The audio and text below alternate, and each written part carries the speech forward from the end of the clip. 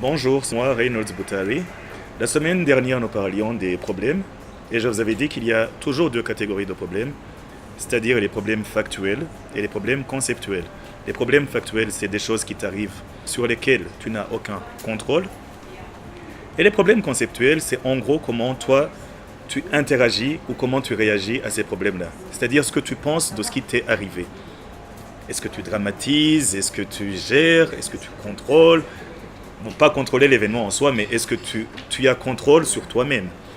Et donc, aujourd'hui, je vais vous parler de l'amitié. Et pourquoi l'amitié? Parce que souvent, quand on a des problèmes factuels, c'est-à-dire si tu es dans un besoin d'argent, tu auras recours à un ami pour qu'il te prête de l'argent. Si tu es malade, tu auras tendance à vouloir que les gens viennent te visiter à l'hôpital. Et donc, tu voudras des amis parce que la famille, ils sont un peu obligés, tu vois, c'est tes parents, c'est tes frères, c'est la famille. Mais souvent, on a envie que des gens qu'on connaît juste comme ça viennent nous visiter et ces gens se trouvent être des amis. Et quand ils ne le font pas, quand les amis ne viennent pas pendant les problèmes, on se dit, ah tiens, c'est pas des vrais amis. Et donc aujourd'hui, je vais vous aider à définir c'est quoi l'amitié. Comme ça, une fois que c'est défini, vous saurez qui vous pouvez appeler ami ou pas ami.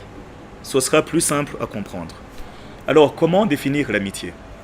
L'amitié, en psychologie, se voit sous quatre angles.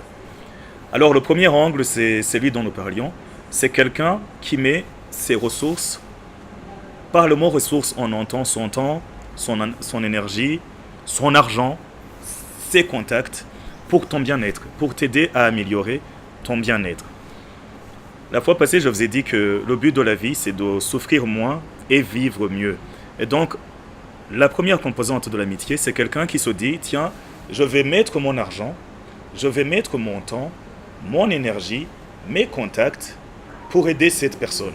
Et donc, une personne qui fait ça pour toi, qui peut-être appelle ses amis pour te donner du boulot ou un contrat, une personne qui met son temps pour ton bien-être, eh ben, cette personne peut être considérée comme un ami. Ou en tout cas, ça, c'est une des composantes. Mais tu vas te dire, mais c'est pas ça seulement l'amitié. Oui, c'est vrai, c'est pas ça, c'est pas que ça. Et si ce n'était que ça, ce serait vraiment ennuyant.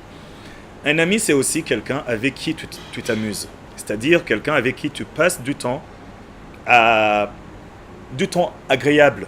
C'est quelqu'un d'agréable. C'est quelqu'un où tu te dis, tiens, si je veux aller dans une fête, si j'y vais pas avec cette personne, je me sentirai pas bien. Donc, un ami, c'est quelqu'un avec qui tu passes du bon temps.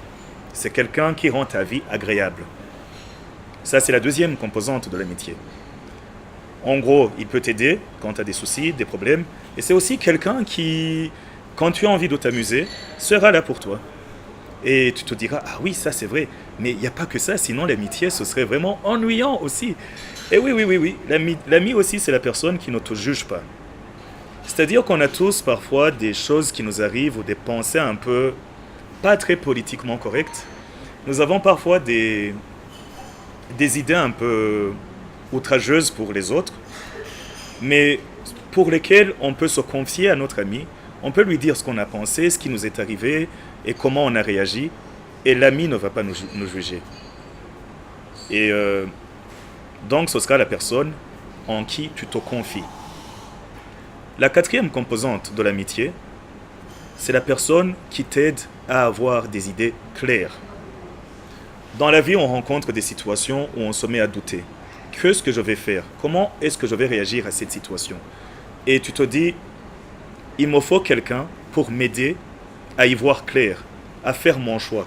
Comment est-ce que je vais choisir entre accepter ce job qui est si bien payé, mais à l'étranger, ou est-ce que je reste ici dans mon pays, mais avec un petit job pas très bien payé, mais au moins je suis entouré par ma famille?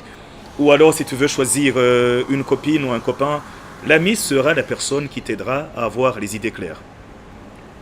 Alors on va récapituler.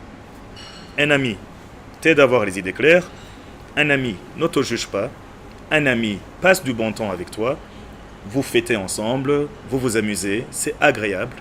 Et quatrièmement, un ami met ses ressources, c'est-à-dire son temps, son énergie, son argent et ses contacts pour ton bien-être. C'est ces quatre choses-là. Alors, première question. Parmi tes amis, combien ont toutes ces quatre qualités? C'est difficile de trouver des amis qui ont toutes les 4 qualités en un.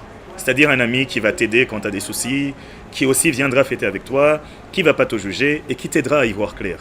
Mais si quelqu'un dans ton entourage n'a pas une de ces 4 composantes ou une de ces 4 qualités, eh ben cette personne n'est pas un ami. Merci.